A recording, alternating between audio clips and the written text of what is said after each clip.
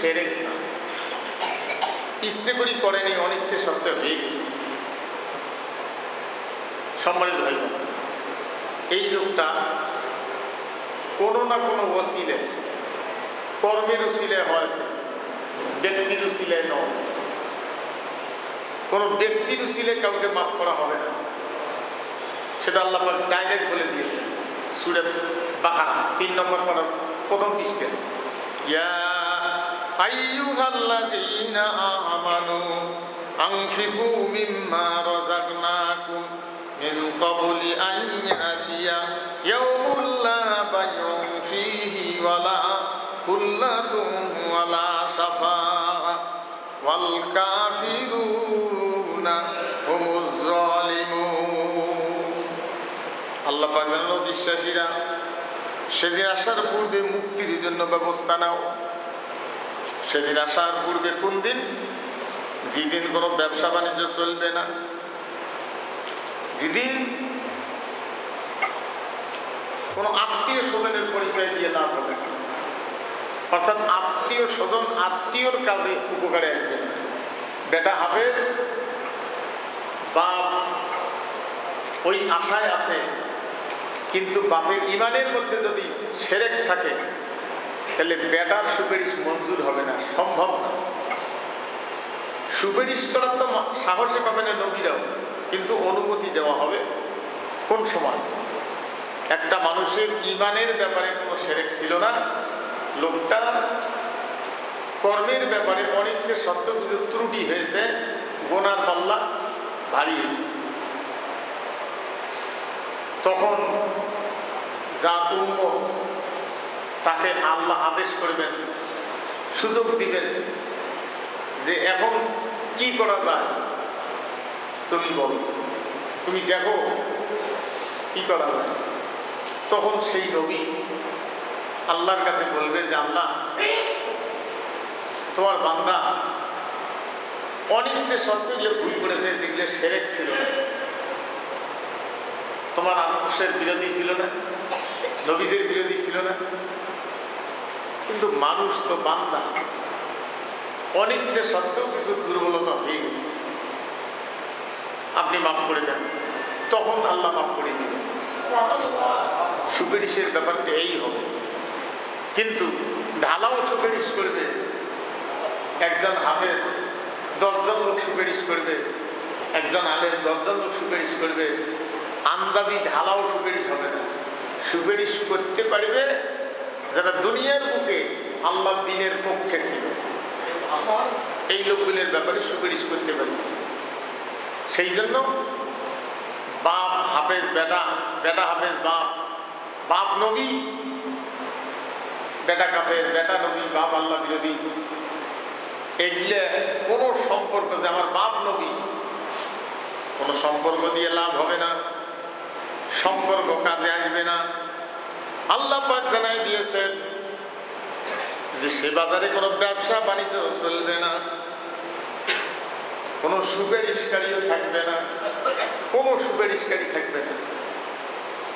আল্লাহ তার রাসূলকে জানাই দিয়েছেন সূরা ইউনূস, ইয়া আইয়ুহান নাসু ক্বাদ জাআকুমুল হাক্কু মির রাব্বিকুম ফামান ইহতাদা ফাইন্নামা ইয়াহতাদি লিনাফসি ওয়া মান দাল্লা ফাইন্নামা ইয়াদিল্লু আলাইহা ওয়া মা আনা আলাইকুম বিওয়াকিল। আল্লাহ রাব্বুল আলামিন জানান,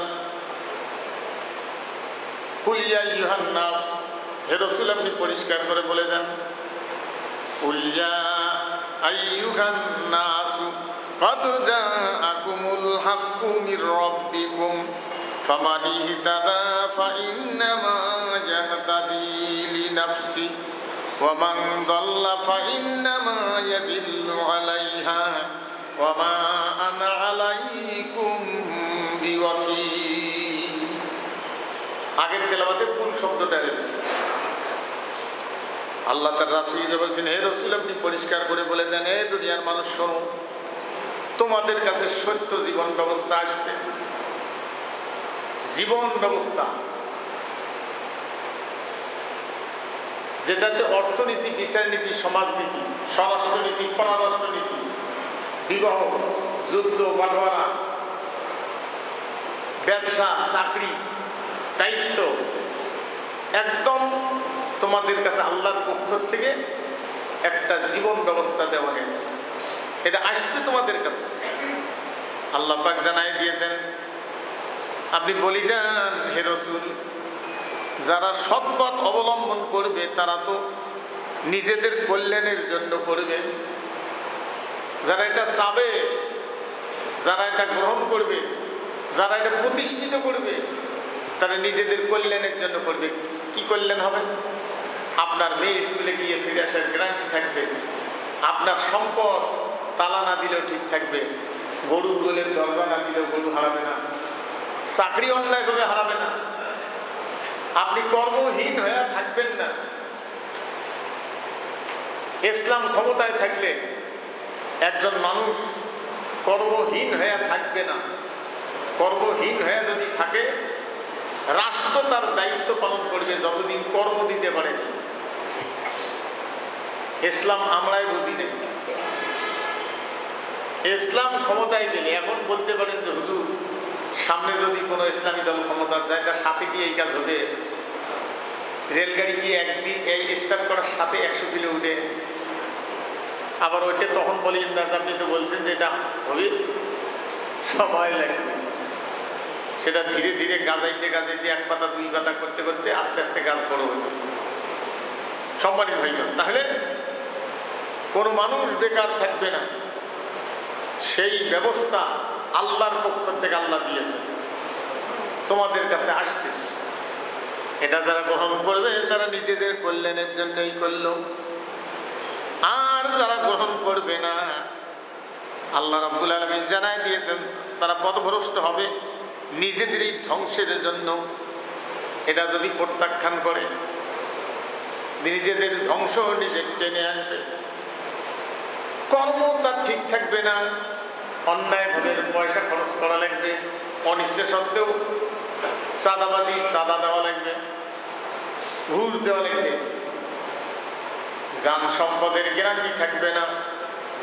আল্লাহ পাক জানাই দিয়েছেন, হে রাসূল, আপনি পরিষ্কার করে বলে দেন, তোমরা যা করবা তাই পাবা, যেটা করবে সেটাই পাবা। ওয়ামা আনা আলাইকুম বিওয়াকিল। উকিল শব্দটা কিন্তু কোরআনের ভাষা। আল্লাহ পাক জানাই দিয়েছেন, হে রাসূল, আপনি পরিষ্কার করে বলে দেন, আমি তোমাদের জন্য কোনো উকিল না,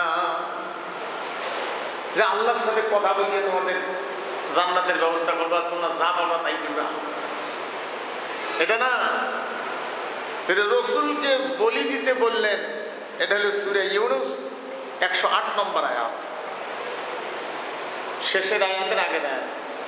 বাড়ি গিয়ে তা পড়বেন, তর্জমা কিনবেন, এরকম তর্জমা কিনবেন, পড়বেন, নিজেও জ্ঞান পাবেন। তাহলে বলা হচ্ছে যে তোমরা যা করবে তাই পাবা, তাই করবে, আর আমি তোমার জন্য ওকালতি করবো, আমি তোমার জন্য উকিল না।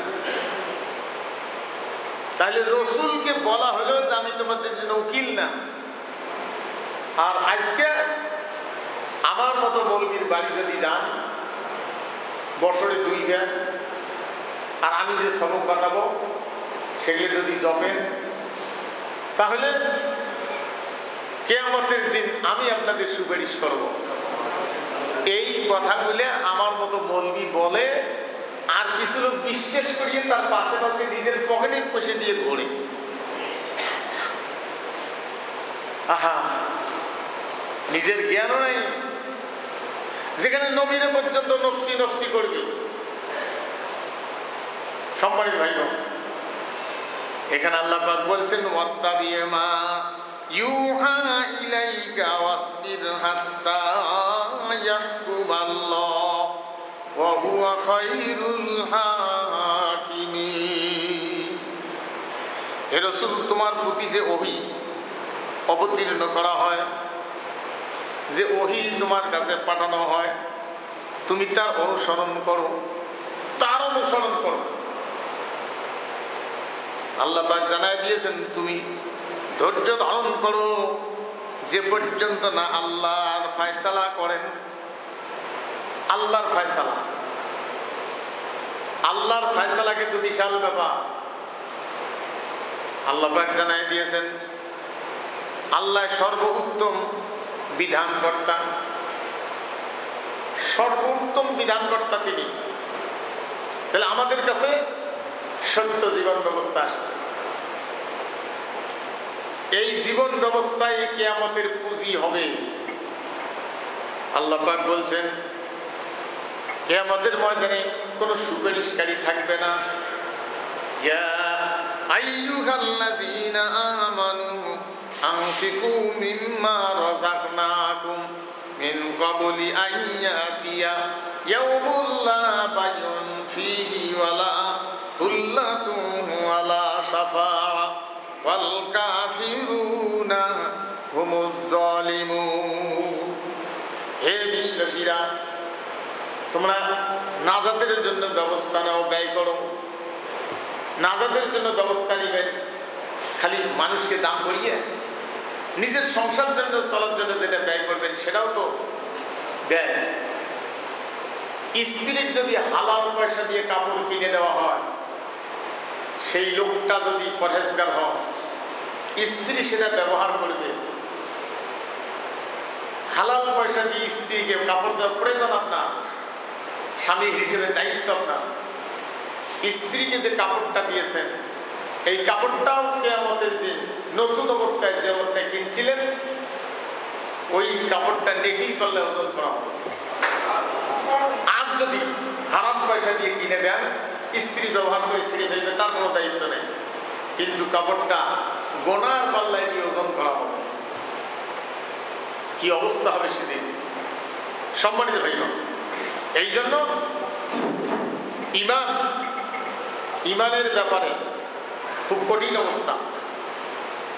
তাহলে জেহাদ হলো, আল্লাহ পাক বলছেন যে আখিরাতে নাজাত দিবে এরকম ব্যবস্থা, মানে তোমাদেরকে কি সন্ধান দিব, সেটা হলো তুমিনুনা বিল্লাহ, আল্লাহর উপরে ঈমান, আল্লাহর উপরে বিশ্বাস।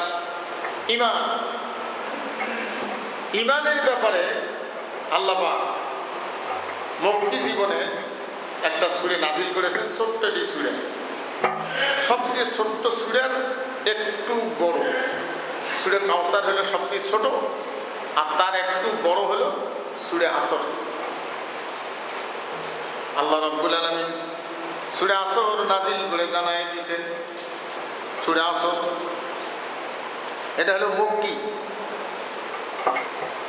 পবিত্র মক্কা ভূমিতে আল্লাহ সূরাটি নাজিল করেছেন। সূরা আসর, আসর হলো একটা সময়, দিনের শেষ সময়। ঘড়ি ঘন্টা কিছুই নাই হাতে, আকাশে মেঘ, সূর্য ডুবে গেছে, আসরের টাইম হয়েছে। নদীর পশু পাখি, বক যা আছে সব চলে যাচ্ছে গন্তব্যস্থানে, এদের হাতত কই ঘড়ি। হাঁস নদীর থেকে উঠে বাড়ির দিকে রওনা দিছে। আকাশে মেঘ, বেলা দেখা যায় না, কিন্তু তাদেরকে কে দিল? সম্মানিত ভাই, সেই জন্য আসরের সময়টা হলে জীবনের সবাই শেষ। এই জন্য কবি নজরুল বলছেন, ঘুমন্তে কাজা করেছি ফজর, তখনও জাগিনি যখন জহর, হেলায় খেলায় কেটেছি আসর, মাগরিবের রাত শুনি আযান, জামাতে শামিল হওরে এখনো জামাতে আছে স্থান। ঘুমন্তে সময়টা পার করে ফেলছি, কাজা করে ফেলছি, আমাদের মূল সময়টা পার করে ফেলছি, কাজা হয়ে গেছে। জোহর হেলায় খেলায় যুবক বয়সে কেটে দিয়েছে, আসর বুড়েতি বয়স তাও শেষ করে দিয়েছি। কখন যেন চলে যাবে, মাগরিবের আযান শোনা যায় যায় অবস্থা। জীবনের এখনো সময় আছে, ইসলামের আল্লাহর দয়া ইসলামের কাতারে আসি, দাঁড়িয়ে যাও। যারা দিন কায়েমের পক্ষে কাজ করতেছে তাদের সাথে এক হয়ে যাও। সম্বল কি? যাদের সম্বল ছিল না, শুকনো রুটির সম্বল করে জোরে ফিরেছে জগৎ মন্থন করে, সে শক্তি আজ ফিরিয়ে তকবীর রবে কাপুর বিশ্ব, বিমানে উড়ু লাল নিশান, বাজিছে দামামা বাধরে আমামা, শের উঁচু করি মুসলমান, দাওয়াতে এসেছে নয়া জামনার, ভাঙ্গা কেল্লায় উড়াও নিশান। ভয় গিরে তোর গলায় তাবিজ বাধা আজে পাক কোরআন, শুকনো রুটির সম্বল করে জোরে ফিরেছে জগৎ মন্থন করে, সে শক্তি আজ ফিরিয়ে আন, তকবীর রবে কাপুক বিশ্ব, বিমানে উড়ু লাল নিশান। সম্মানিত ভাই, এই জন্য জীবনের সময় আর যে কতক্ষণ, সব আপনার হাত ছাড়া হয়ে যাবে। সেই জন্য আল্লাহ বলছেন কসম, ওয়াও মানে কসম, আসর মানে আসর, দিনের শেষ সময়, আসরের কসম। ইন্নাল ইনসানা লাফি খুসর, সমস্ত মানুষ হলো ক্ষতিগ্রস্ত, মানে মানুষ ক্ষতিগ্রস্তদের মধ্যে। এই লোকগুলি বাদ, যাদের কাছে 4টা গুণ আছে। এই সূরাটি নাজিল হওয়ার পরে সাহাবায়ে কেরামগণ দৌড়ি করে কে কার আগে কাকে শুনাই দিতে পারবে, উপস্থিত সাহাবী যারা ছিল। একটা কথা বলে দিয়ে যাই, অনেকে অনেক কিছু বলবে, আমার কথা ভুল হলে মানবেন না, আর যেটা সঠিক মনে হবে সেটা মানবেন, যেটা কোরআন হাদিস হবে, কোরআন হাদিস ছাড়া যেটা হবে সেটা মানবেন না, গেল ঘুরিয়ে। সম্মানিত ভাই, কোরআন নাজিল হওয়ার পরে কাতেবে ওহী 19 জন ব্যক্তি রাসূলের সাহাবী, তারা কোরআনকে লিপিবদ্ধ করত। নাজিল হওয়ার সাথেই তাদের কাজে ছিল ওটা লিখিয়ে সংরক্ষণ করা। আর হাদিসের ব্যাপারে লেখার সংরক্ষণ করা, এটার লেখক ছিল না। এই জন্য হাদিসটা জাল হতে পারে, কোরআন জাল হয় না। এরপরে আরো কথা হলো যে কোরআনের হেফাজতের দায়িত্ব আল্লাহ নিয়েছে। ইন্না নাহনু নাযালনা যিকরা ওয়া ইন্না লাহু লাহাফিজুন। আল্লাহ বলছেন নিশ্চয়ই আমরা নাজিল করেছি। আমরা, তাহলে আল্লাহ কি মেলা? আল্লাহ একজন, কিন্তু ভাষাটা রাজকীয় ভাষা। বলতে যে আমি নাজিল করেছি, তা কথাটা রাজকীয় ভাষাটা হয় না। আমরা নাজিল করেছি তার মানে না রাজকীয় ভাষা। কয় না প্রধানমন্ত্রী বা প্রেসিডেন্ট, আমাদের সরকার, আমি সরকার কয় না, আমি প্রধানমন্ত্রী কথা, আমাদের সরকার। সেই জন্য এরা রাজকীয় ভাষা, কিন্তু কথাটা একটা, আমি আল্লাহ নাজিল করেছি কোরআন, হেফাজতের দায়িত্ব আমি আল্লাহ নিয়েছি, কেউ এটাতে ভেজাল করতে পারবে না। সেই জন্য কোরআন খোঁজা লাগে না। কোরআন খুঁজতে গিয়ে অমুকখানে তমুকখানে 100 কিলো দূরে 500 কিলো দূরে একটা আয়াত নিয়ে এসে এটা লাগে না। কিন্তু হাদিস খোঁজার ব্যাপারে 100-200 কিলো, বুখারী শরীফের যিনি সংগ্রহকারী ইমাম বুখারী, একজন আলেমের কাছে গেছে, যা দেখে বাগানে কাজ করতেছে, তা লোকটার কাছে বসিয়েছে, একটু সুযোগ হলে কথা বলবে। ওই হাদিসটা সংগ্রহ করার মানে বলার সময় আরো কয়েকজন ছিল, কিন্তু ওই লোকটাও ছিল।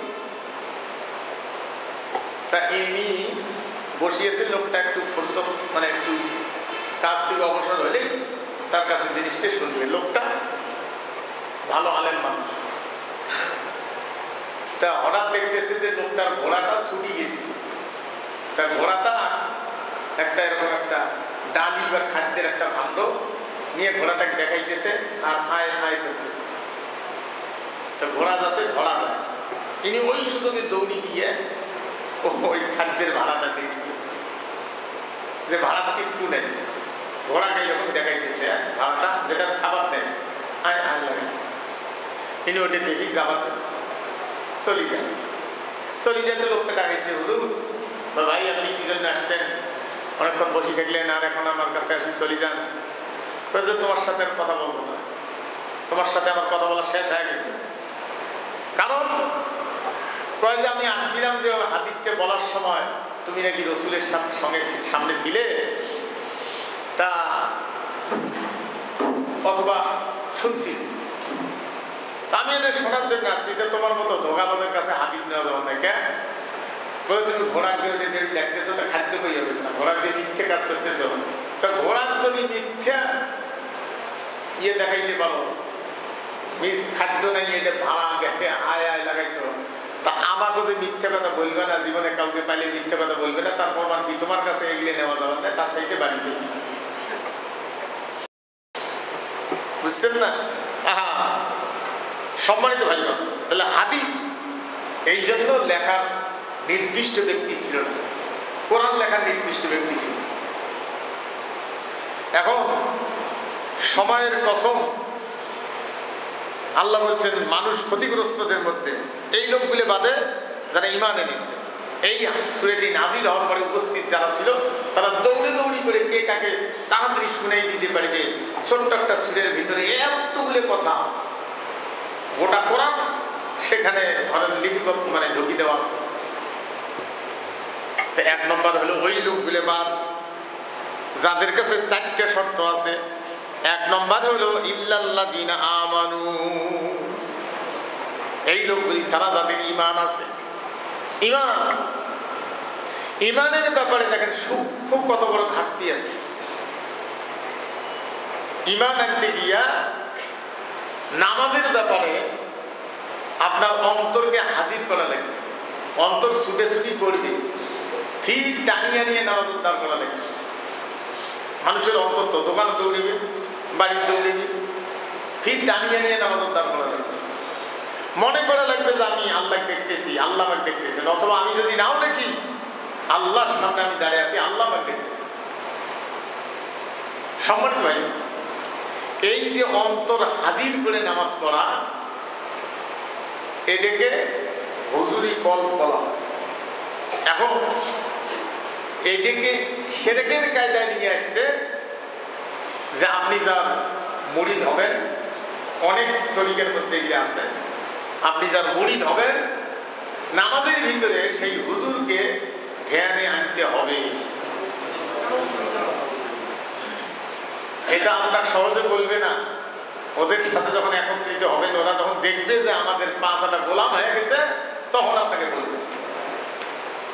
ঈমানের শিরক, তারপরে শিরকের ঈমান দিলে এতদিন আলোচনা করছি মানব রসুল যাইতে, সেগুলো তো শুনছেন জানেন, কিন্তু সূক্ষ্ম বিষয়টা দেখেন।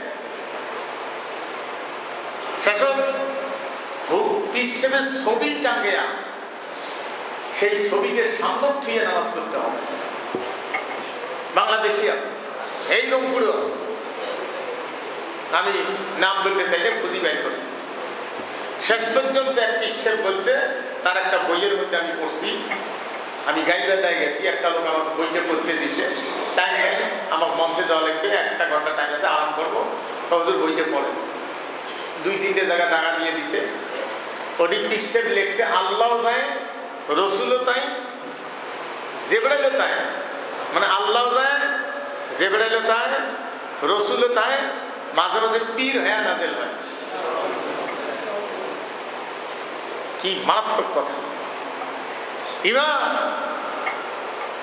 এরপর আল্লাহ রাব্বুল আলামিন জানায় দিয়েছেন, ইয়া আইয়ুহাল্লাযীনা আমানু ইন্না কাসীরাম মিনাল আহবারি ওয়ার রুহবানি লা ইয়াকুলুনা আমওয়ালান নাসি বিল বাতিলি ওয়া ইয়াসুদ্দুনা আন সাবিলিল্লাহ।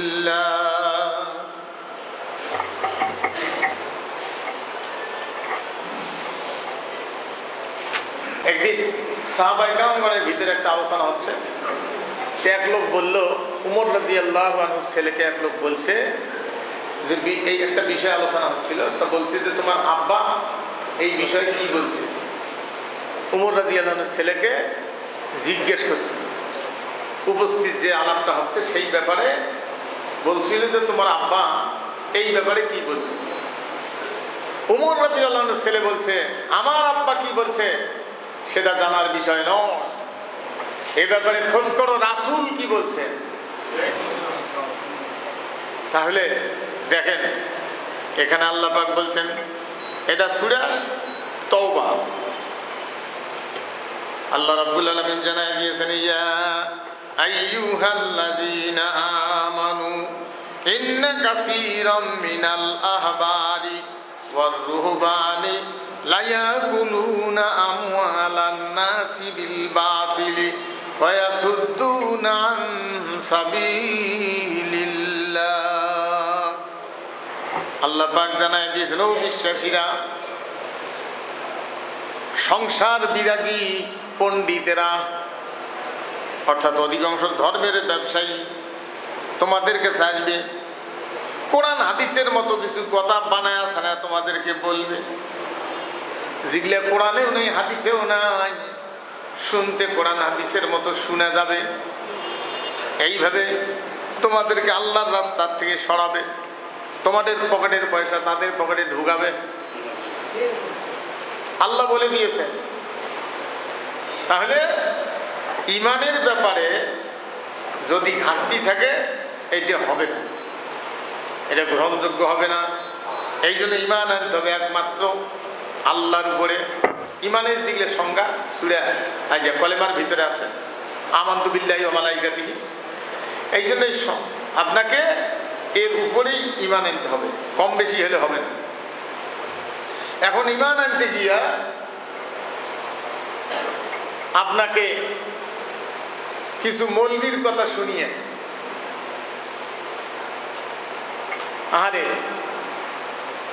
রসুল কি বলছেন, আল্লাহর আদেশ সেখান থেকে শেষ হয়ে গেছে, নবীজি বিদায়, ওহীর দরজা বন্ধ, নতুন করে আর পরিবর্তন সংযোজন বিয়োজন মানে সেখানে ঢুকে বাইর করা অর্থাৎ কমা বাড়া কোনোটাই চলবে। হ্যাঁ, কিন্তু আমার মতো মৌলবী তো কিছু বাড়াইছে। আরে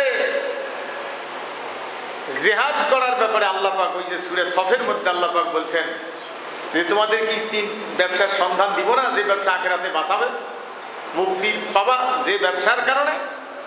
সেটা এক নম্বর হলো তুমিনুনা বিল্লাহ, আল্লাহর উপরে বিশ্বাস, ওয়া রাসূলিহি, তার রাসূলের উপরে বিশ্বাস, তুমিনুনা বিল্লাহি ওয়া রাসূলিহি। তিন নম্বর হলো ওয়া তুজাহিদুনা ফি সাবিলিল্লাহ, আল্লাহর রাস্তায় জিহাদ। আল্লাহর রাস্তায় জিহাদ, জিহাদ মানে সবসময় তরবারি ধরে ঘুরবেন। জিহাদ হলো অন্যায়ের প্রতিবাদ করা, মুখ দিয়ে বলা, লেখনির মাধ্যমে বলা, প্রচার করা। এটা চূড়ান্ত রূপে যদি যাওয়া লাগে সেটা পরবর্তীটা খুব চিন্তা ভাবনার পরে। কিন্তু জিহাদ, আজকে জিহাদ বাদ দেওয়ার কারণে মুসলমানদের হাতে তরবারি ফেলাই দিয়ে শাসন দায়িত্ব, তরবারি অর্থাৎ শাসনের ভার, এটা হাত থেকে ফেলাই দিয়ে তসবি আদত দিয়েছে কায়দা করে, সাধু সন্ন্যাসী বানাইছে। আহা, তাহলে জিহাদের ময়দান তিনটার, একটা হলো আল্লাহর উপরে বিশ্বাস, রসুলের উপরে বিশ্বাস, তিন নম্বর হলো জিহাদ, আল্লাহর রাস্তায় জিহাদ করা। এইখানে তাবুকের যুদ্ধের যে আলোচনাটি বলছিলাম যে আল্লাহর রাস্তায় যে জিহাদ করা, এই জায়গায় আসিয়ে লোকগুলো বলছিল যে আমরা যাব না। আমরা একটু অব্যাহতি চাই, ছুটি চাই। ওই মুহূর্তে আল্লাহ রসুল যদি তাদের বিরুদ্ধে কোনো পদক্ষেপ গ্রহণ করেন তাহলে যাওয়ার প্রস্তুতির ব্যাপারে একটু সমস্যা, বাকিগুলো এক নিয়ে রওনা দেওয়া। সম্মানিত ভাইগণ, আল্লাহ রসুল বললেন ঠিক আছে। ওই মুহূর্তে ওদের কিছু না বলেও থাকতে থাকো, কিন্তু কথাটা খুব মন খারাপ করে বলছিল। আল্লাহ রাব্বুল আলামিন জিবরাইল আলাইহিস সালামকে সঙ্গে সঙ্গে পাঠিয়ে দিয়েছেন, জিবরাইল যাও আমার হাবিবকে গিয়ে বলো, গো আল্লাহর হাবিব, আল্লাহ পাক আপনাকে সালাম দিয়েছেন, তার মানে আপনাকে নিরাপত্তা দিয়েছেন। আপনি জিহাদে না যাওয়ার ব্যাপারে যখন আপনার কাছে প্রার্থনা করলো, আপনি কেন তাদেরকে অব্যাহতি দিলেন? আল্লাহর অর্ডারের অপেক্ষা কেন করলেন না? এটা যদি আপনি আজকে করতেন, আজকে মদিনার মধ্যে কারা ইমানদার কারা মুনাফিক আল্লাহ রাব্বুল আলামিন এরা ভাগ করে দিতে, ভাগ করে ফেলতে। কেমনে ভাগ করতে সেটা আল্লাহই জানেন, কিন্তু ভাগ হয়ে যেত। আল্লাহ পাক এরপরে বলছেন, লা ইয়াস্তাজিনু কাল্লাযিনা ইউমিনুনা বিল্লাহি ওয়াল ইয়াউমিল আখিরি আন ইউজাহিদু বিআমওয়ালিহিম ওয়া আনফুসিহিম ওয়াল্লাহু আলীমুম বিল মুত্তাকিন। যারা আল্লাহ ও শেষ দিবসে ঈমান আনে, আল্লাহ এবং আখিরাতে যারা বিশ্বাস করে, তারা নিজের সম্পদ জীবন দ্বারা জিহাদ করার ব্যাপারে না যাওয়ার ব্যাপারে আপনার কাছে অব্যাহতি প্রার্থনা করবে না। জিহাদে না যাওয়ার ব্যাপারে যাদের ঈমান আছে, যারা আল্লাহতে বিশ্বাস করে, আখিরাতকে যারা বিশ্বাস করে, জিহাদে না যাওয়ার ব্যাপারে আপনার কাছে অনুমতি, অব্যাহতির অনুমতি তারা প্রার্থনা করবে না, ছুটি যাবে না। যাদের ঈমান আছে, আল্লাহ পাক জানায় দিয়েছেন, আল্লাহ মুত্তাকিদের সম্বন্ধে ভালো করে জানে, সবকিছুই তিনি জানেন। এরপর আল্লাহ রাব্বুল আলামিন জানায় দিয়েছেন, ইন্নামা ইয়াস্তাযিনুকাল্লাযিনা ইউমিনুনা বিল্লাহি ওয়াল ইয়াউমিল আখিরি ওয়ারতাবাত কুলুবুহুম ফাহুম ফি রাইবিহিম ইয়াতারাদ্দাদুন। তোমার নিকট অব্যাহতি প্রার্থনা করে কেবল তারাই যারা আল্লাহ ও শেষ বিচারের দিনের উপরে ঈমান আনে নাই। জিহাদে না যাওয়ার ব্যাপারে অব্যাহতি তারাই শুধু চায় যারা আল্লাহর উপরে, আখিরাতের উপরে যারা বিশ্বাস করে নাই, তারাই চায়। এটা এত গুরুত্ব যে নামাজ পড়া যায়, কিন্তু জিহাদের ময়দান একবার পরাজয় হলে বিজয় হওয়া অনেক কঠিন হয়ে যায়। সেই জন্য নামাজ পড়া যায়। তাই বলে আপনি কয়া ফেলবেন যে নামাজ না পড়িয়ে যাওয়ার কাছে, ওটা আমি বলি নাই। আর কিছু বক্তব্য তো কাটিং মাটিং হয়ে মানুষের সাপ্লাই দিচ্ছে, কিছু ভণ্ড আছে। তাহলে আল্লাহ পাক জানাই দিয়েছেন তারা অব্যাহতি প্রার্থনা করতো না। যাদের ঈমান যাদের যদি থাকতো তাহলে অব্যাহতি প্রার্থনা করতো না। তাহলে জিহাদ হলো আল্লাহর রাস্তায় জিহাদ করা। জিহাদ করবেন কার বিরুদ্ধে? ফাকাতিলু আউলিয়া আশ-শাইতান। সংগ্রাম করো তাদের বিরুদ্ধে যারা শয়তানের অনুচর, যারা মানুষের জীবনের মায়া করে না, অন্যের পকেটে আগে তা কায়দা করে নিজের পকেটে ঢুকিয়ে খায়, সাদাবাজ, ঘুষখোর, হারামখোর, ক্ষমতায় টিকে থাকার কারণে পথ পরিষ্কার করার জন্য তার বিরোধী দলকে মারি ফেলা, হারামখোর, এই শয়তানের অনুচর যারা দীর্ঘ 17 বছর ক্ষমতায় ছিল, শয়তানের অনুচরেরা। সম্মানিত ভাইগণ, তাদের বিরুদ্ধে লড়াই করতে হবে।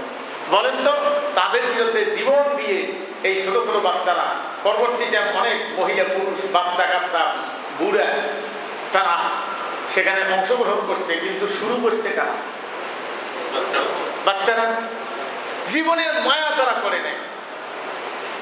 আহা, একজন গুলি খেয়ে বলল, তাকে ধরতে গিয়ে এও গুলি খেয়ে বলল, ফেসবুকে দেখলে এখনো আছে, বেরিয়ে আছে।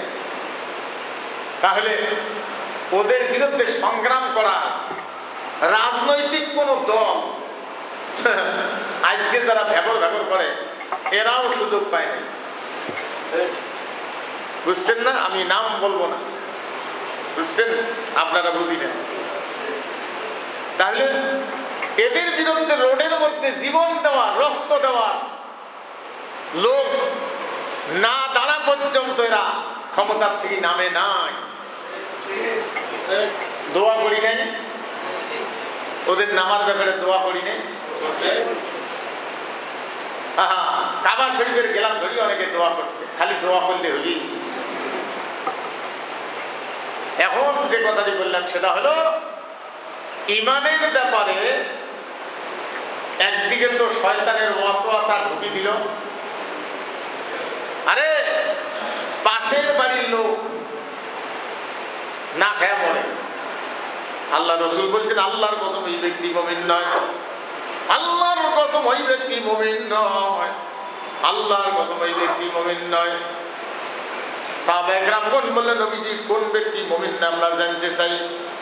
আল্লাহ রসুল বললেন, যে ব্যক্তি পেট পুড়ে করে খেয়ে আরামে ঘুমায়। পাশের বাড়ির গরিব মানুষ ছটফট করে রাত কাটিয়ে দেয় ক্ষুধার কারণে না খেয়ে।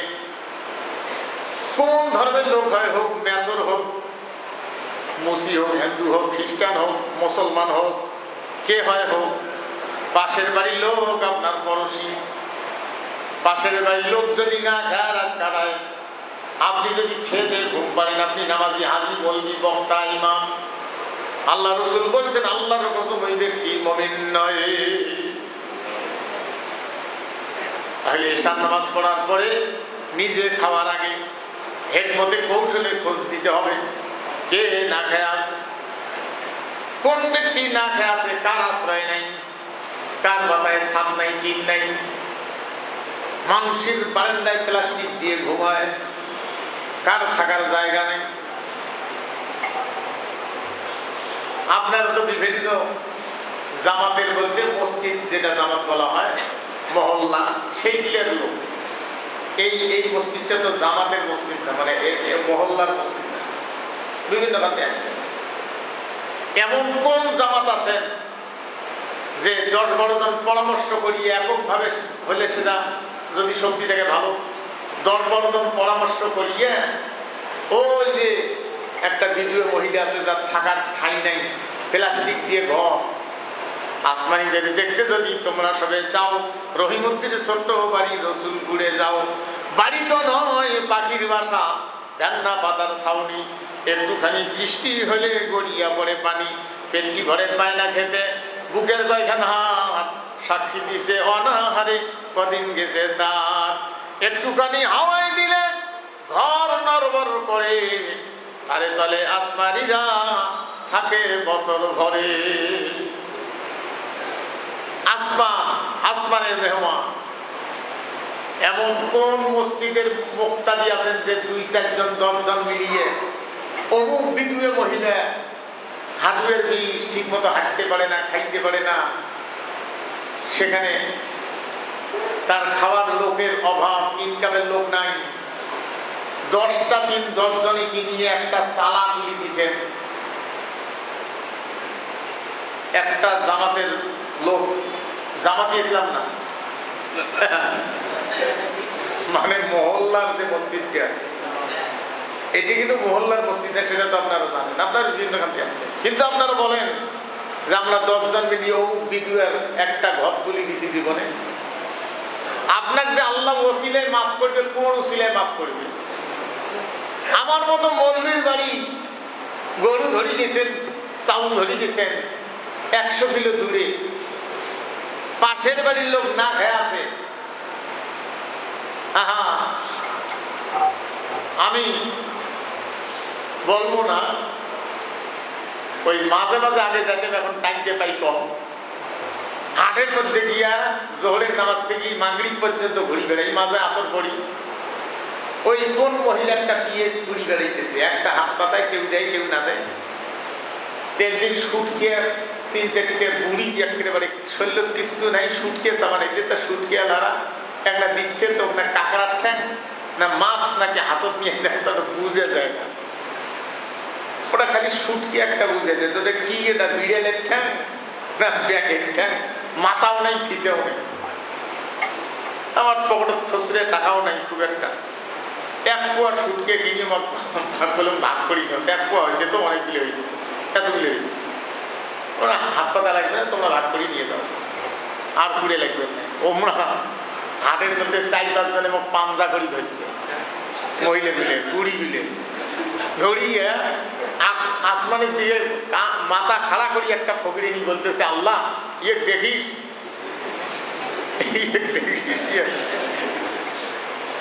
হায় হায়। ফুটফুটে একটা বাচ্চা, দিনাজপুর যাই মাহফিল, একটা তরকারির হাট দিয়ে যাই, রাস্তার সাইডে মানে এই পাকা রাস্তায় তরকারি দুইবে, গাড়ির জাম। ফুটফুটে বাচ্চা বাপকে ঠেলি নিয়ে বেড়াচ্ছে, ঠেলা না ছোট না হ্যান্ডেলওয়ালা।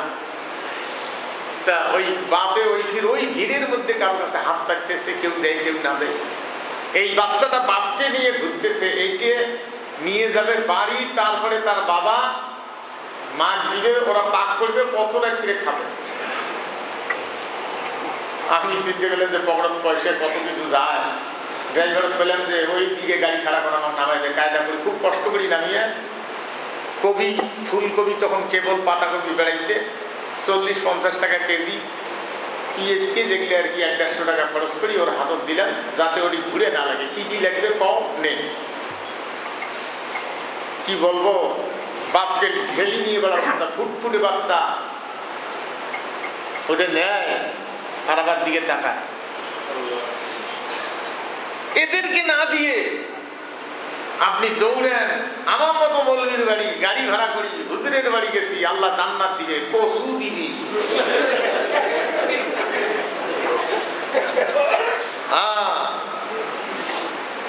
সম্মানিত ভাইজন, কষ্ট হয়। আহারে দুনিয়া, আপনারা নিজ গ্রামত গিয়ে খোঁজ করবেন, কোন মহিলার ঘরত একটা টিন নাই, বিধবা, তাদেরকে দিবেন। কয়েকদিন আগে একটা গরিব মানুষের মেয়ে, কামলা দেওয়া, হাজারে একটা মেয়ে, ওরকম মেয়ে আমার সুগত পড়ে কম, নামাজ পর্দা, শুনি বলে তাহাজ্জুদ নামাজও পড়ে, মানে তার চলাফেরা, গগনের ভিড়ে পদ্মার ফুল ফুটছে, পদ্ম ফুল ফুটছে। মেট্রিক পরীক্ষা দিবে, ক্লাস 9-এ উঠছে বুঝি। আমি দেখি যে ঘাড়ের ব্যাগটা কত যে পুরানো একটা ব্যাগ, কোন মডেল একটা ব্যাগ, খুব আদর করে ওটা ঘাড়ে ব্যাগ নিয়ে যাচ্ছে। আমার সব হলে ওটা আশ্রে ফেলে দিয়ে আগুন ধরে দিবে। হ্যাঁ, এটা নিয়ে আমাকে স্কুল যাওয়ার পর আমি নিয়ত করছি যে একটু আর্থিক দুর্বলতায়, তো স্ত্রী ক্যান্সারে, তারপরে মারা যাওয়ার পরে কঠিন একটু অর্থনৈতিক দুর্বলতার সময় গেল আর কি। যারা বাকি পায়, এমনি এক লোক কইছে যে কোনো দোকানত বাকি পেলে ইয়ে কি করতেছে, তার সামনে দিয়ে 3 মাস না হাঁটলে বাকির টাকা মাফ হয়ে যায়, আর দেওয়া লাগে না। তো যাই হোক, আমি অনেক হাঁটি নাই তাদের সামন দিয়ে, লস যায়, ওরাও চায় নাই এই অভাবটা, কিন্তু মন চাচ্ছিল, চাপের এই দেব আর কি, যে ওর একটা ব্যাগ, মানসম্মত একটা ব্যাগ কিনি, নাহলে 500-700 টাকা যাবে, কিন্তু বেশি গরিব মানুষের মেয়ে। হ্যাঁ, ইংলিশ তো পড়ে না যে এটাকে একটা ব্যাগ কিনি দেই, কেন কত টাকা যায়, ওই কি চাইছে। জাকাতের 8টা খাতের মধ্যে একটা হলো, তুমি খোঁজো, সুরে তওবার ভিতরে আছে 8টা খাতের একটা, যে তুমি খোঁজো, অভাব আছে, পেটে খিদে আছে, তার চলাফেরা, বস্ত্র, পোশাক দেখিয়ে মানুষের কাছে সেটা বলে না যে আমার এটা অভাব, ওই লোককে খুঁজিয়ে জাকাতটা দাও, অর্থ দান করো। তাদেরকে না দিয়া আপনি দৌড়েন আমার মতো মৌলবীর বাড়ি, আমার ওখানে নদী ভাঙার সময় আমার কুড়িগ্রাম ডিস্ট্রিক্টে খুব ভাঙতেছে নদী, সবাই বাড়ি সারে নিয়ে গেছে। আমার এক মলগি, ওই মলগির বাড়ি মানুষে যায়, উনি আর কি পিসছেন, তো নদীতে ভাঙছে, এই যে ভাঙিয়ে এদিক গোল হয়ে এদিক ভাঙছে, পিসের বাড়িতে ভাঙে নেন। ওমার যা আনন্দ সেবার, ও হুজুরের কেরামতি দেখেন রে, বাড়িতে ভাঙিয়ে নেন। দাঁড়াও, ঠিক আছে। পরের বার এমন বন্যা আসি, একবারে দাবি গেছে, একটা এলা সোজা করে দিচ্ছে। বুঝছেন না কি বদের বদ, হায় হায়। তাহলে তাদেরকে আজকে দেখেন বিদেশ থেকে আসিয়ে টাকা ধরি ঘুরি বেড়ায়, হাঁস দেয়, বকরি দেয়, গরু দেয়। আপনি চরের মধ্যে যান, একটা করে গরু দেয়, আর চরের মাটি কাটিয়ে একবার উপরে এরকম একটা 2-3 একর একটা জায়গা উঁচে করে ফেলেছে, অনেক খেত পোয়াল খেতগুলো রাখে। আর গরু কিনে দিছে গরিব মানুষ, গরু চড়াইতে গিয়ে গরু খোয়াই যেন ওই খাবে, সেই জন্য 18 মাস পর্যন্ত লেবারি হাজিরে 400 না 500 কোটি টাকা দেয়, দিয়ে গরু যখন বাচ্চা হবে 18 মাসে, তো মনে করেন 6-7 মাসে 8 মাসে একটা গরু হিট আসে বাচ্চা, এখন এরপরে বাচ্চা হওয়া পর্যন্ত আরো 10 মাস, 18 মাস পর্যন্ত লেবারি হাজিরে দেয়। আর ওই গরুটার চিকিৎসার জন্য গরুগুলো সরকারি পশু ডাক্তার নিযুক্ত করা আছে, ওই ডিউটি, তোর আন্ডারে 1000 গরু বা 500 গরু ওইগুলো ঘুরি বেড়ায়, ঔষধ ফ্রি। তারপরে বন্যায় যদি জায়গা তলে যায়, তাহলে গরুগুলো খাবে কি? নৌকে দিয়ে ওই বাড়ি বাড়ি খেয়ার পৌঁছে দিয়ে আসবে, অথবা ওই গরুগুলো সবাই নিয়ে আসিয়ে দিবে না, জীবিত রাখবে। এমনি কি আল্লাহ তাদেরকে পৃথিবীর ক্ষমতা দিছে? অমুসলিম ল্যাংটায় বেলায় তাদের মহিলাগুলো হাফ প্যান্ট পরা, হাফ গেঞ্জি গান দেওয়া, কিন্তু তাদের এই মানব সেবাটা আখেরাতে কি হয় হবে সেটা কিন্তু দুনিয়ার ভিতরে যে ব্যক্তি পারে নিজের টাকা ব্যয় করিয়ে মানুষক দিবে, গরু কিনে দিবে, আল্লাহ তো তাদেরকেই পৃথিবী রক্ষার জন্য ক্ষমতা দিবে। আমার মতো মৌলবিক দিবে? হ্যাঁ, এক মৌলবিক 1 ট্রাক কম্বল দিছে, গরিব মানুষক দিবে, গেরামত যাওয়ার আগে ট্রাক খালি হয়ে গেছে। জোরে বলে সুবহান। কি মৌলবি গরিব, ওই এসছে যে গরিব ওই এলাকার নাম নাই, ওই এক দিছে ট্রাকত, ওই খেয়ে ফেলেছে। অতগুলো কম্বল কেমন করে খালু? কি বদের বদ গেলে রে। সম্মানিত ভাইগণ, তাহলে হাজার হাজার মৌলবি আপনাকে পথভ্রষ্ট বানাইতেছে, আপনি তাদের কথা শুনিয়ে আপনি জেহাদ বাদ দিয়ে গেলেন। এই সমস্ত তরিকে বানাইছে কারা জানেন? ইউরোপীয় ইউনিয়ন, 750 বৎসরের কোনানি শাসন স্পেন, ইউরোপীয় ইউনিয়ন তাদের প্রতিহত করে রানী ইসাবেলা, অল্পতে বুঝবেন, পরাজয় হওয়ার পরে পৃথিবীতে সর্বপ্রথম মানব দেহে অস্ত্রোপচার শুরু করেছিল স্পেনের মুসলমানেরা, মানব দেহে।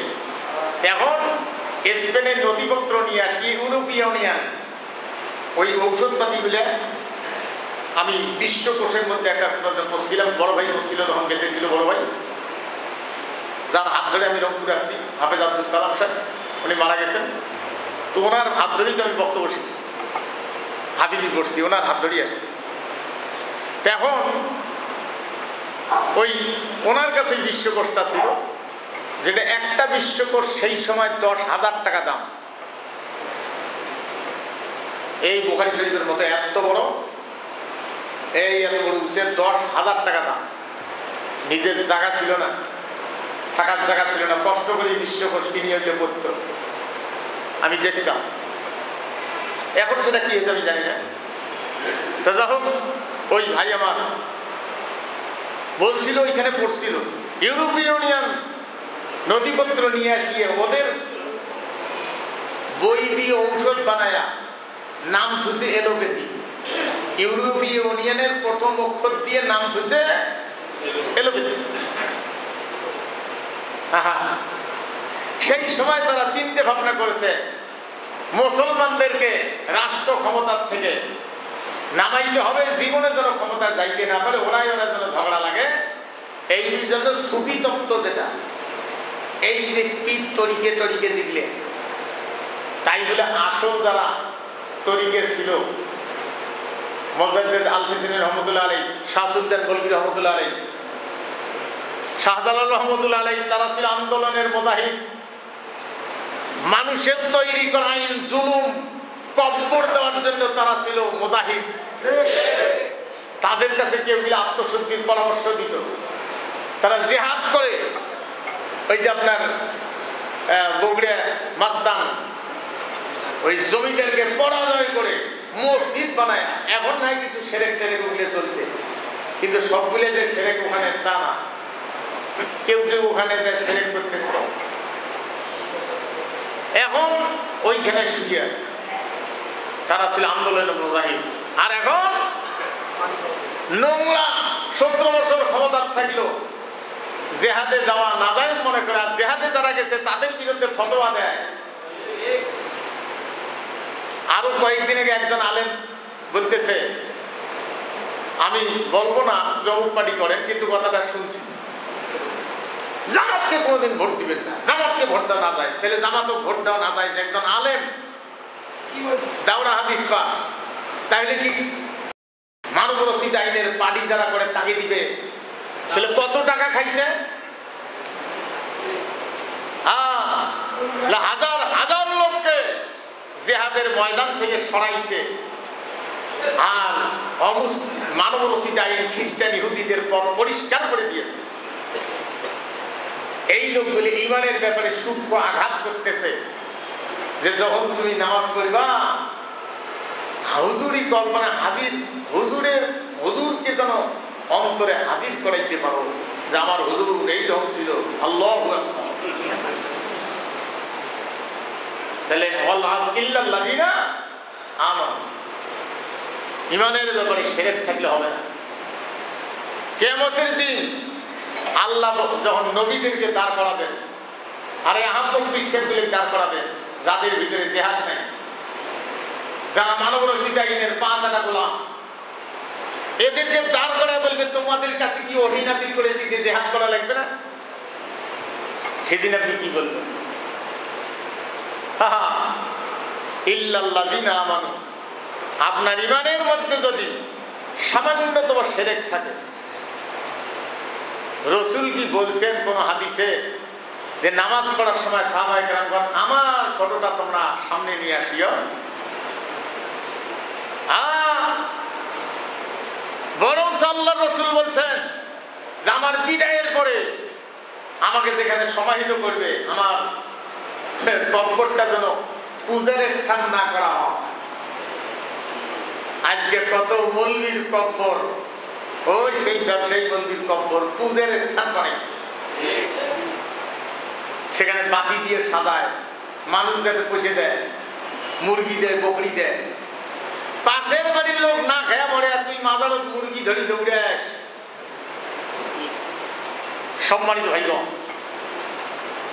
একটা অমুসলিম মেয়েও যদি পড়াশোনা করতে গিয়ে একটা বইয়ের অভাব পড়ে, কলমের অভাব পড়ে, আপনি যদি পূরণ করে দিতে পারেন, মুসলমান তো ভালো, অমুসলমানকেও যদি দেন, আপনার জীবনের কোনো কর্ম পাওয়া যাচ্ছে না নাজাতের, কিন্তু ওই বাচ্চাটা যে খুশি হয়েছে কলমটা পায়া, খাতাটা পায়া, বইটা পায়া, লেখাপড়া করিয়ে তার জীবনের একটা হালাল ইনকাম করে চলে গেছে, মানব সেবা করছে, জ্ঞান অর্জন করছে, আল্লাহ বলবেন বান্দারে তোর একটা আমলের কারণে, আমার পছন্দ হওয়ার কারণে তো মুক্তি দিয়ে দিলাম।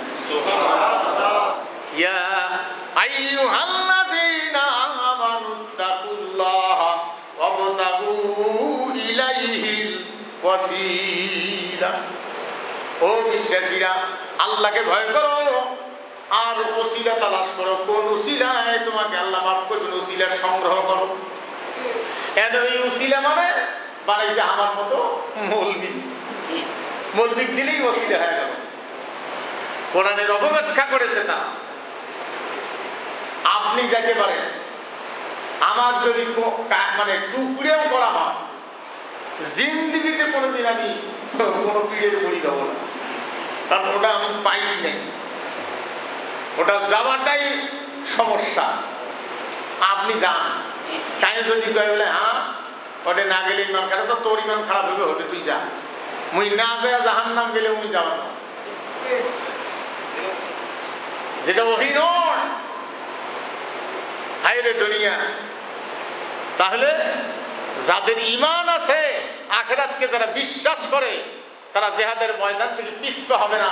সেটা ওই যে তাবুকের যুদ্ধের ব্যাপারে আল্লাহ বললেন, যার ঈমান আছে আখিরাতকে ভয় করে তারা পিছপা হবে না। আর যাদের ঈমান নেই, আখিরাতে ভয় করে না, তারা পিছপা হবে, আল্লাহকে বিশ্বাস করে। এই জন্য আল্লাহ পাক জানায় দিয়েছেন, ঈমানের পরে কর্ম হওয়া লাগবে সৎ। কর্ম কি হওয়া লাগবে? কর্ম হওয়া লাগবে সৎ। ওয়া আমিলুস সালিহাত, আপনার কর্ম যে সৎ সেটা আপনি কিভাবে বুঝবেন? কর্ম যে সৎ, আপনার কর্ম যে সৎ, সেটার একমাত্র মাপকাঠি সর্ব অবস্থায় রসুলকে খেয়াল রাখতে হবে, রসুল এই কাজটা করছেন কিনা। রাসূল কোনো কাজ করার আদেশ করছেন, কোনোটা করি দেখাইছেন, আর কোনোটা সাহাবায়ে কেরামগণ করছেন, রসুল নিষেধ করেন না। এই জন্য হাদিস 3 প্রকার। কয় প্রকার? হাদিস হলো 3 প্রকার, আপনাকে স্মরণ রাখতে হবে। হাদিস 3 প্রকার, একটা হলো কওলি, ফিলি, তাকরিরি। কওলি মানে রসুল বলছেন, এইটা হলো কাউল মানে কথা। কাউল মানে কি? কাউল মানে কি? কথা। তাহলে কাউল মানে রসুল বলছেন, আর একটা হলো ফেল, রসুল করি দেখাইছেন। আর একটা হলো রসুল অনুমোদন দিয়েছেন, সাহাবায়ে কেরামগণ করছেন রসুলের সামনে, রসুল নিষেধ করেন না। তার মানে দেখিয়ে ওরা চুপ ছিলেন, রসুল নিষেধ করেন না। সেই জন্য রসুলকে আর একটা কথা বলে দিয়ে, সে রসুল হাজির নাজির নয়, আল্লাহ হাজির নাজির, কিন্তু সৃষ্টির কোন সৃষ্টি হাজির নাজির নয়। কিন্তু রসুলের কথা গোটা দুনিয়ায় কিয়ামত পর্যন্ত, আপনার বাড়িতে, ঘরে, প্রতিষ্ঠানে, ব্যবসায়, চাকরিতে, সর্ব অবস্থায় রসুলের রেখে দেওয়া আদর্শ তাকের উপরে, আবহাওয়াতে, মিডিয়াতে, বইয়ে ঘুরি বেড়াচ্ছে। আপনি যখন কোরআন পড়েন, হাদিস পড়েন, মনে হয় যে রসুল যেন আপনার কাছে দাঁড়িয়ে আছে। তাই বলে আবার এটা এমন চিনতে পারেন না যে সেরেক, যে রসুল আছে রে।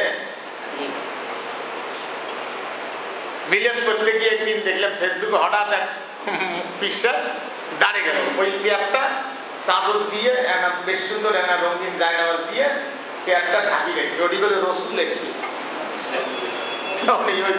মেলা ওনার বাড়ির পিসাকে ওই ওরস শরীফে মিলাদ করতে করতে উনি হঠাৎ দাঁড়িয়ে গেলেন, এই রসুল এসছে, রসুল এসছে।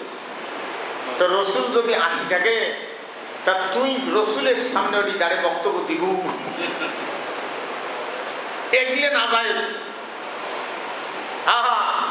কিন্তু আপনি যখন নবীজির উপরে, নবীজির আদর্শের উপরে প্রতিষ্ঠিত থাকিয়ে, রসুলের আদর্শের উপরে প্রতিষ্ঠিত থাকিয়া রসুলের উপরে দরুদ শরীফ পড়বেন, আল্লাহ তার ফেরেশতা দিয়ে সঙ্গে সঙ্গে আপনার নাম সহ নবীজির কাছে পৌঁছায় দেন। সম্মানিত ভাইরা, তাহলে আমলুস সালেহা, কর্মটা হওয়া লাগবে সৎ। সৎ কর্ম আপনার কর্মের মাপকাঠি, আপনার ব্যবসার মাপকাঠি। আপনি একটা জিনিস বেচতে গেছেন, কাঁঠাল, একটু জায়গায় ডিস্টার্ব আছে, ওখানে নিচটা ছুঁয়ে বেচবার পাওয়ার না, এটা ইসলামী নিষেধ। ওই পচা কোনা বা কালা কোনা নিচটা ছুঁয়ে বেচাই, কাস্টমার এসে দেখি অন্ধকারে দেখিলে শুনলে নিয়ে গেল, এটা চরম নাজায়েজ। ইসলাম বলছে যে তোমার ওই ওই ওই খুদকোনা ওখানে উপর ভাই ছোঁয়া নাকি, এটা সহজে কেন পরিবেশ চায়? হ্যাঁ, ইসলাম সত্যবাদীদের জন্য মানা সহজ, আর বদমাইশদের জন্য মানা কঠিন। সম্মানিত ভাইরা, আর কিছু ভালো ভালো নাম করে, আমি নাম বলবো না, কিছু বক্তার মুখ থেকে কিছু কথা বাইর হয়। প্রত্যেক নবীর উপরে নামাজ ফরজ ছিল, কারো হয়তো 2 ওয়াক্ত, কারো 3 ওয়াক্ত, কারো হয়তো 1 ওয়াক্ত, কিন্তু নামাজ ছিল ফরজ। প্রত্যেক নবীর জীবনে পর্দা ফরজ ছিল। কোন নারী বেপর্দা করবে না। এই বেপর্দা করার কারণে, চরিত্র হারার কারণে ইউনূস আলাইহিস সালাম দাওয়াত দিয়েছেন, মানে নাই, অপেক্ষা আল্লাহর অর্ডারের অপেক্ষা করে নাই, কিন্তু তারা নবীকে দীর্ঘদিন কষ্ট দিয়েছে, মন খারাপ করে আল্লাহর অর্ডারে শুধু অপেক্ষা করে নাই, চলে যাওয়ার কারণে অপরাধ। তাহলে জিনা ব্যভিচার কোন নবীর আমলেই জায়েজ ছিল না। মা খাদিজা রাদিয়াল্লাহু আনহা 5 ওয়াক্ত নামাজ ফরজ ছিল না, কিন্তু নামাজ ছিল। ঈসা আলাইহিস সালামের উপরে যেটা নামাজ ফরজ ছিল, সেটুকুন নামাজ ফরজ ছিল, সেই নামাজ তারা পড়েছে। তারপরে পর্দা সব নবীর আমলে ফরজ ছিল, পড়েছে। কিন্তু সেই সময় হয়তো কোরআন যেমন নির্দিষ্ট করে দিছে যে অমুক অমুক ব্যক্তি তোমাকে বিবাহ করতে পারবে না, ওর সময়ও একটা হয়তো নির্দিষ্ট ছিল,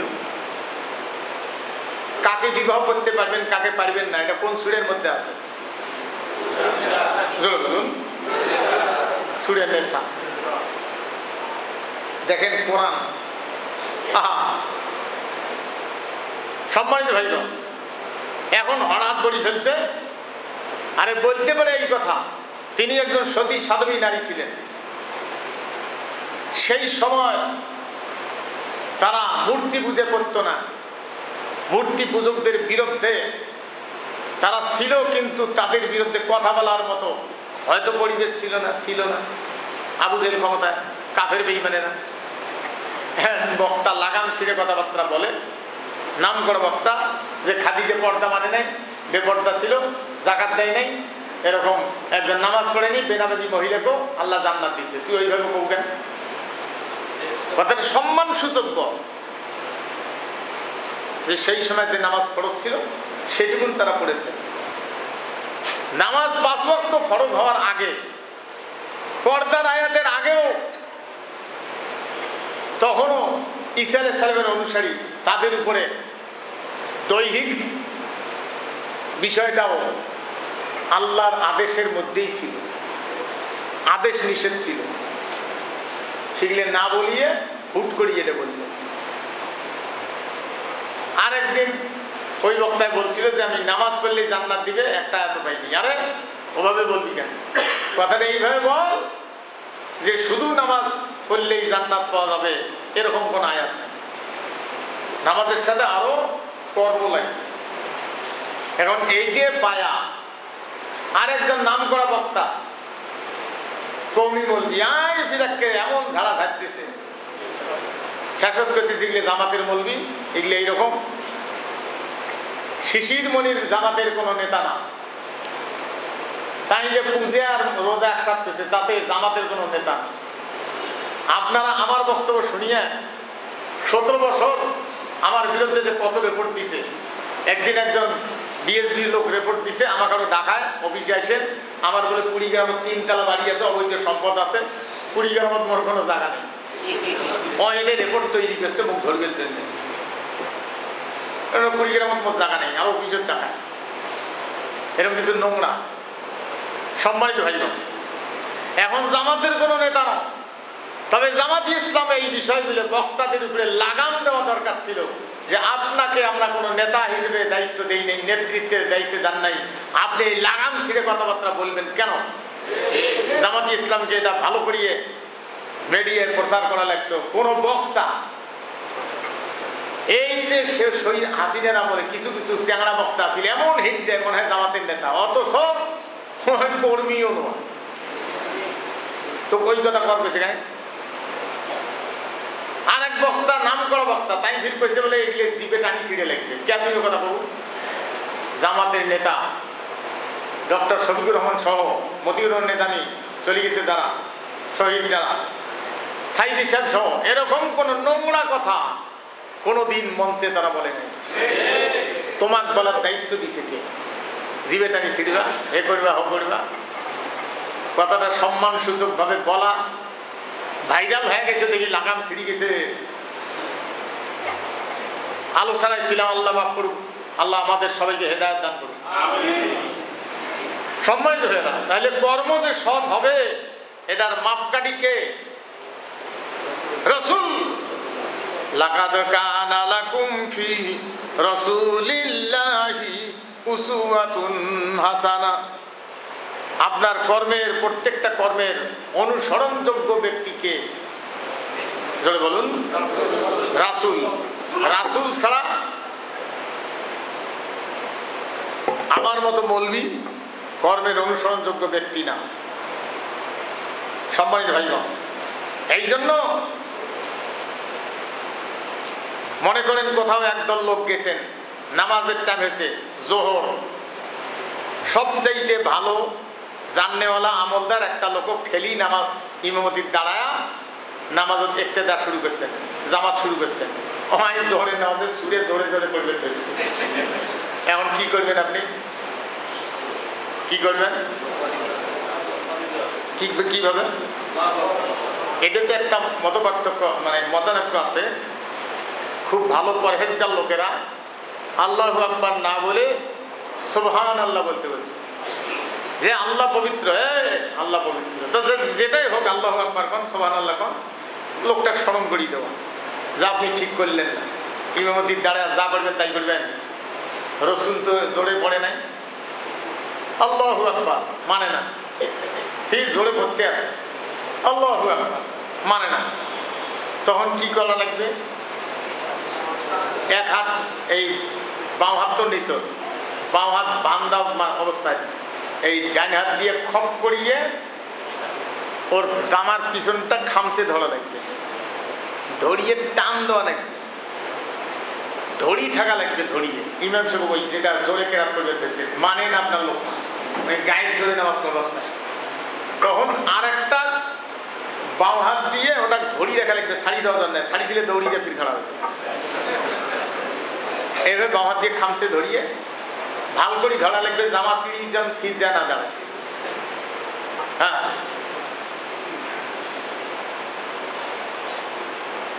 এই ভোটরা উল্টেটা কমাইবেন, ছোট্ট এনা করবেন, এখানে ওয়েটটা বেশি। যা হোক, এখন বাম হাত দিয়ে দিবেন, দিয়ে ওইটার পিছনে কাতার দিয়ে ও দাঁড় করে দিয়ে তারপরে হাত ছাড়ি দিয়ে ফিস, মানে হাত সরাইয়া ফির নিয়ে দাঁড়িয়ে থাকবেন।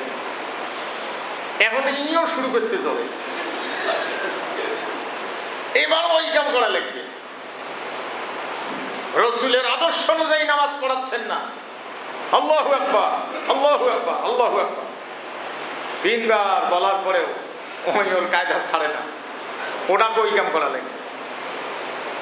যতক্ষণ আসল ইমাম সেট হয় নাই ততক্ষণ ওই কাম করতে থাকবে।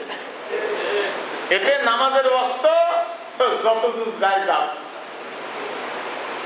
এই নামাজ শিক্ষা দিচ্ছে রাষ্ট্র ক্ষমতায় প্রেসিডেন্ট, প্রধানমন্ত্রী, মাননীয় স্পিকার, এরা যদি আল্লাহর আইন অনুযায়ী না চালায়, মুসলমান হয়ে তওবা করে বসিয়ে যদি আল্লাহর আইন অনুযায়ী না চালায়, প্রেসিডেন্টকে হাত দিয়ে গোটা দেশের মনে টান দিয়ে নামাইতে হবে।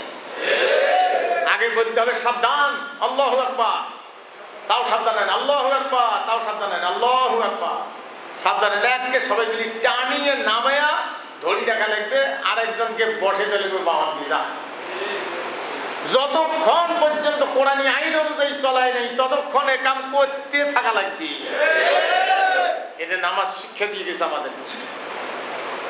আজকে সেই কাজ বাদ দিয়ে, রাষ্ট্রীয় কথাবার্তা বাদ দিয়ে, যারা এত বড় আজকে মৌলবি ফতোয়া দাও, রাজপথে তোমাকে পাওয়া যায় নাই, রাজপথে পাওয়া যায় নাই। সম্মানিত ভাইগণ, আজকে তাদের বিরুদ্ধে ফতোয়া দাও। সেই জন্য আমিলুস সালেহাত,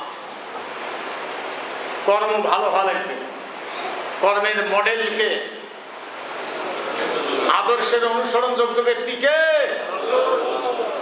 নবী মুহাম্মদ রাসূলুল্লাহ সাল্লাল্লাহু আলাইহি ওয়াসাল্লাম। সম্মানিত ভাইগণ, এই জন্য আমিলুস সালেহাত। এরপরে হবে ওয়াতাওয়াসাউ বিল হাক্কে, সত্য জীবন ব্যবস্থা। কোরআনের পক্ষেই থাকা লাগবে, আল্লাহর দ্বীনের পক্ষেই থাকা লাগবে। ওয়াতাওয়াসাউ বিল হাক্কে, এগুলো তো অর্থ বুঝিয়ে নামাজ পড়ি না। এক লোক মধুর শিশি কিনে নিয়ে যায়, মধুর মুখ, শিশির মুখটা না খুলিয়ে লেবেলের মধ্যে যে জায়গায় কোনো মধু লেখা আছে ওখানে সকাল সন্ধ্যে চাটে, মিষ্টি পাবে। হ্যাঁ, লেবেল করা চাটিতে চাটতে ক্ষয় করে ফেলাইছে, অর্ধেক খাইছে, জীবনে মিষ্টি পাওয়া। কোরআন শুধু মুখস্থ পড়িয়ে, না বুঝিয়ে পড়িয়ে মিষ্টি পাওয়া যাবে না। কোরআন বুঝতে হবে। কোরআন যারা বুঝেছে তারা আল্লাহ দ্বীনের জন্য ফাঁসির মঞ্চে যায়ও সেখানে অধৈর্য হয় নাই। সম্মানিত ভাইয়েরা, তাহলে সাউবিল হাক্কে, কোরআনের পক্ষে থাকা লাগবে। এ ব্যাপারে কষ্ট হবে না? পক্ষে থাকলে কষ্ট হবে না? নোংরারা ফতোয়াবাজি করবে, কতজন আছে ফতোয়াবাজি করা। আহা,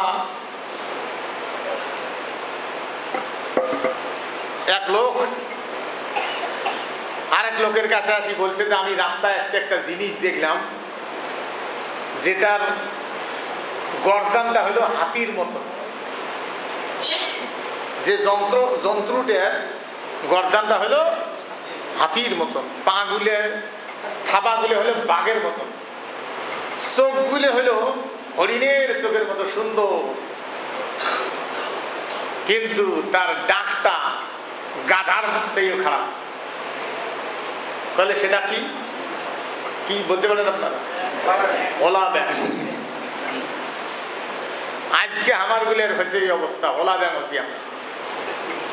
আইরে মুসলমান, মাসি মার্কা চরিত্র, পায়খানাও করতে দেরি নাই, পচা কুত্তের উপরে করতেও দেরি নাই, কোরমার উপরে করতেও দেরি নাই। মুসলমানদের চরিত্র বেশিরভাগ আজকে এরকম হয়ে গেছে। সেই জন্য সত্য জীবন ব্যবস্থার পক্ষে থাকা লাগবে। সম্মানিত ভাইরা, ছোট ছোট বাচ্চাগুলো গড়ায়, কোরআনের প্রতিযোগিতা করায়, রোজা রাখায়, নামাজ পড়ায়, লেখাপড়া করায়। আহা, একটা ছেলে শিবিরের শপথ নেওয়ার পরে, সাথী নেয়, ওই যে সদস্যের শপথ নেওয়ার পরে পরীক্ষার হলত গিয়া একদিন একটু কারবার দেখিয়ে এখানে লিখছে, এই যে তওবা ভঙ্গ করলো, এটার কারণে সে অনুতপ্ত, সেজদায় করি কান্দে। বন্ধুদেরকে বলছে আমি শপথ ভঙ্গ করে ফেলছি, আমি তো একজনকার একটা লাইন দেখছিলাম, আমার তো শপথ ভঙ্গ হয়ে গেছে। হ্যাঁ, তার কোনো অনুতপ্ত। আর আমরা আইরে দুনিয়া।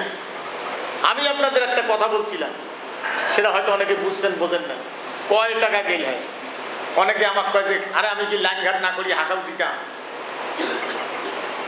কতগুলি মহিলা আছে কুলাঙ্গার পুরুষ নেতা, হ্যাঁ, ওখানে কেন পানির ট্যাপ দিবে, আর এক মহিলাকে কোরবানির গোশ কেন মানুষের দিবে, তা তুই খাবো। কুলাঙ্গার এক মহিলা কইলে কোরবানির গোশ পর্যন্ত মানুষের দেয়, গরু তবু করি মানুষের দেয়, কোরবানির সময় কোরবানি করিয়ে ভাগ করি দেয়, এইভাবে আয়ত্তে নেয়। তা তুইও নে, তুই নিস না কেন? মোট কি নাম বলবো না, এগুলো বলতেছে। আমার ইচ্ছে ছিল একটা এই ছোট ঘুঘু পিকে বুলে টাকা একেবারে সাজেয়া ব্যানার দিয়ে, লাইন ঘাট করিয়ে, দুই পাশে ব্যানার দিয়ে, সাংবাদিকদের ডাকিয়ে অনেক কইছে ওটা এক নেতা কইছে ওটা কি ইতিমখানা, তো ওখানে দিবে, ওটা রাষ্ট্রবিরোধী। এডে থেকে দুগুনে ছোট্ট দুগুনে খাট পাড়ি দিলাম, হয় গোটা দেশে যেন এই ব্যানার ধরি দৌড়ে রাখেন, হয়তো 10-20 হাজার টাকা খরচ হইলে ওদের মুখ চুনকালি দেওয়ার জন্য কাজটা করার ইচ্ছে ছিল। কিন্তু এরা কিছু লোক হ্যাঁ ওটি কেমন করে দিবেন, কেমন করে দেয়। ওরা যে কইতেছে তুমি কি ওদের সাথে ঝগড়া করিবা, আরো ওদের চুনকালি দেওয়ার জন্য বিভিন্ন খান থেকে না একটা পানির একটা পট, মানে যেগুলো ছাকনি দিয়ে খায়, ওই রকম একটা ছাকনি ট্রাকের মাঝে সাজে ব্যানার দিয়ে ঢাকা ভার্সিটি পাঠিয়ে দিলাম, অমুক জায়গার অমুক আমরা।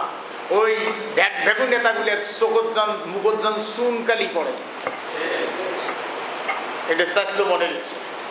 তাহলে সত্য জীবন ব্যবস্থা, আপনি সত্য জীবন ব্যবস্থা বাদ দিয়া আপনি মিথ্যা জীবন ব্যবস্থার দিকে গেছেন। আজকে বৈশ্রণ সবিনে জড়িনে সলিমুদ্দি যেগুলো রাজনীতি বানাইছে সেগুলো কি ওহি বাদ দিয়ে তুমি ওহির বিরুদ্ধে রাজনীতির ব্যক্তিদের সমর্থন দিচ্ছ, আর তুমি মুসলমান। সেই জন্য সত্য জীবন ব্যবস্থা, সত্য জীবন ব্যবস্থা বলতে খালি কি টুপি দাড়ি নামাজ? হ্যাঁ, টুপি দাড়ি নামাজ যারা বলেন কত কিছুর মধ্যে। এখন সত্য জীবন ব্যবস্থার পক্ষে থাকতে গিয়ে অনেক ঝড়ঝাপটা আসবে, জেল আসবে, কেস আসবে, কত কিছু আসবে। ধৈর্যের সাথে ওই রাস্তার উপরে প্রতিষ্ঠিত থাকা লাগবে, যদিও জেল হয়। সম্মানিত ভাই বোন, জেলখানায় নিয়ে উজুর পানি দেয় নাই, নামাজ পড়িবার পানি দেয় নাই। থানাত নিয়ে একজন আলেম নামাজের কথা বলছে, নামাজ পানি দেয় নাই, নামাজের উজুর পানি নাই, নামাজ পড়তে দিবে না। আপনারা জানেন একটা মানুষকে নিয়ে সুস্থ অবস্থায় রাখতে হয়। আমি কোনো কারণে কোতোয়ালি থানায় একদিন রাত 11টা 12টা 10টা এরকম টাইমে গেছিলাম, মানে অবৈধভাবে আটকা পড়েছিল আমার রক্ত সম্পর্ক। সেখানে আনতে গিয়ে দেখি আসামিগুলো যেখানে থুইছে এক আঙ্গুল গোটাল মাজিয়ে করার পেশা। ওরা কি মানুষ নয়? বিচার হবে, তারপরে কি ফায়সালা হয় সেটা পরে। তুমি নিজে ওখানে থুবা মারিবা, পেশাবের জন্য ওখানে দাঁড়া বসি দেখতে পায় না, সারা রাত ওখানে দাঁড় করি থুবা। ওরা কি মানুষ নয়? ইসলাম ক্ষমতায় থাকলে এরকম আসামিদের নিয়ে যা পেশাবের উপরে দাঁড় করিয়ে রাখিয়ে শাস্তি দেবে না, নাজায়েজ। খলিফা ওমর কোনো এক কারণে এক লোক ধরা পড়েছে জেলখানায়, অর্থাৎ হাজতে নিয়ে গেছে, খাইতে বসছে। হঠাৎ করে নিজে খাওয়া বাদ দিয়ে চিন্তা করছে যে ওই লোকটা রাষ্ট্রীয়ভাবে খাওয়ার ব্যবস্থা করলো কিনা, ধরা তো করছে হাজিরে হওয়ার পরে খাওয়ার ব্যবস্থা করলো কিনা। নিজের খাদ্য টোপলা করে ধরিয়ে ওই লোকটা যে দেখা করছে এশার নামাজের পরে, যা দেখা আসলে খাদ্যের কোনো ব্যবস্থা রাষ্ট্রীয়ভাবে তালিকা হয় নাই, ওই জন্য ওর খাবারের ব্যবস্থা হয় নাই। নিজের খাবারটা ওখানে দিয়ে আসি স্ত্রী বলছে যে তোমারটা যেহেতু দিয়ে আসলা, ওই যে আসামি তা তুমি আমার সাথে বসে যে খাই। স্ত্রীর সাথে বসিয়ে বলছি, স্ত্রী রে মনে কিছু নিও না, ওই তো ছিল সংসারের ইনকাম করার ব্যক্তি, এখন ওরটা তো দিয়ে আসলাম, কিন্তু ওর বাচ্চা কাচ্চা খাইল কি না। ইসলামের দায়িত্ব কত, নেতাদের ঘুম নাই আল্লাহর ভয়ে। স্ত্রী বলছে মনে কিছু নিও না, তোমারটা আমারটা ওদের স্ত্রী, ওর স্ত্রী বাচ্চা কাচ্চা, ওর তো ইনকামের লোক একটাই। রাত যাইতে 10টা কি 11টা হয়েছে, নিজের খাদ্যগুলি নিয়ে ওদের বাচ্চা কাচ্চা যখন দিছে, ছোট বাচ্চাটা বলছে আমিরুল মুমিনিন, আপনি খলিফাতুল মুসলিমিন, আমাদের খলিফা, আমার বাপ আটক হয়েছে, বিচার হবে, অপরাধী সাব্যস্ত হবে কিনা সেটা পরে, কিন্তু আমার বাপ ছিল ইনকামের ব্যক্তি। আমরা এই যে রাত 10টা 11টা বাজে এখনো খাই নাই, আমাদের খাদ্য দিতে দেরি করলে কেন? তুমি মুসলমানদের প্রেসিডেন্ট, খলিফা, জবাব দাও। ছোট বাচ্চা বলছে খাদ্য দিতে দেরি করলে কেন? এশার নামাজের পরে পরে আমরা মাগরিব পড়িয়ে খাই, এশা পড়িয়ে খাই, কিন্তু এসা করিয়ে 2-3 ঘন্টা হয়ে গেল, তুমি দেরি করলে কেন? জবাব দাও, তুমি কিসের খলিফা? ছোট বাচ্চা বলছে। ইসলাম কি আন্দাজি? মেম্বার হলে জগৎ ঘুম থাকে না, আর এখন মেম্বার হলে বেশিরভাগ বসিয়ে পেশাব করার টাইম নাই, রাস্তার চেন খুলি দিয়ে পেশাব করে, মোবাইলে করে ভিডিও খায়, ভিডিও টানে কথাও কয়, এদিকে শ্যালো শাড়ি দিছে চেন খুলিয়ে। উনি কি মেম্বার? বুঝছেন না? আর সেই সুযোগ যদি দেন তাহলে দুনিয়াতে অশান্তি, আখেরাতে অশান্তি। আমাদের কাছে অনেক ভাই দোয়া চেয়েছেন, এক ভাই তার বাপের জন্য ক্যান্সারের জন্য দোয়া প্রার্থী, দোয়া করবেন। আর সামনে আর যেন কোনো নোংরা মেম্বার থেকে পার্লামেন্টের মেম্বার হইতে না পারে। আল্লাহ আমাদের তৌফিক দান করুন। ওয়া আখিরু দাওয়ানা আলহামদুলিল্লাহি রাব্বিল আলামিন।